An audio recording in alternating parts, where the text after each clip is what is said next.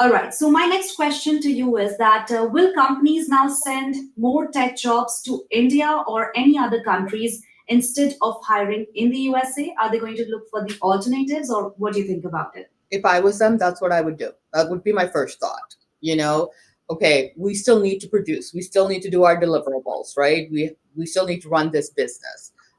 So now what we're going to do is we're going to ramp up hiring in India, in China, in different places where these businesses have offshore facilities and stuff. So yeah, that would be a common thing. That would be a reasonable thing. That would be the right thing if I was a CEO of, any of these entities. That's the first thing conversation I'd be having with my leadership. All right, you Yeah. got to amp that hiring, overseas at this point. Yeah, I don't see that not happening. But I do actually want to bring in another thing I've been thinking about. And again, these are my thoughts. So let's say that they're going to not hire H-1B cap people, it's going to limit it, right? They still need talent, right? So again, this is just a silver lining I'm thinking about.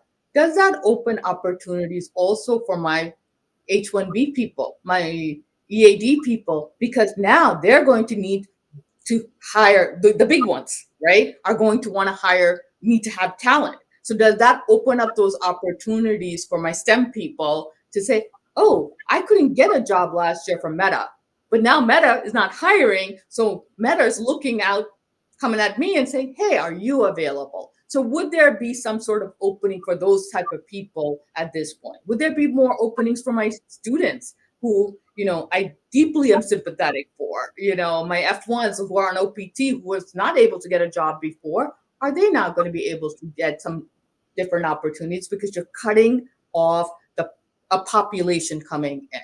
So there could be some benefits that some people need to think about when you're looking at this. Absolutely, absolutely. And that's very well put up. Thank you so much, Nandini, for putting up these answers in a very honest and a very patiently manner. And now I think, we have been talking about a lot about the tech industry and the employers. So, majorly, my question is like, if this policy is there, then how is it going to impact the tech industry and also the workers over there? Well, I think we talked, like exactly what you said. It's going to offshore, right? That's going to benefit probably India the most, right? In the sense because they've seen a big case of what is it, brain drain, right? People from all these individuals who are in these STEM fields wanting, to leave India, right? And taking their brains with them, taking their innovative ideas and stuff and taking it to somewhere else.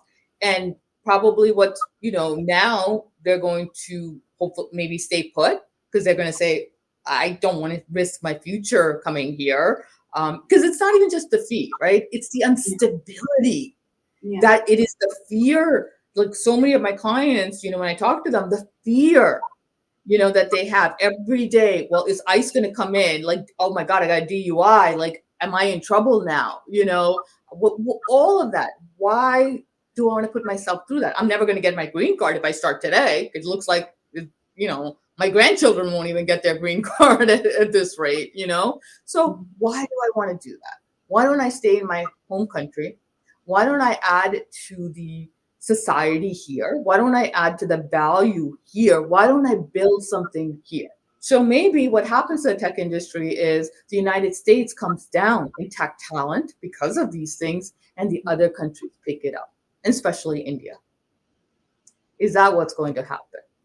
All right. I Probably. think, yeah, that's a pretty good thing also because it will enhance, the industry of India as well and the other countries too, because they will become more independent and they will encourage more business and more independence as well.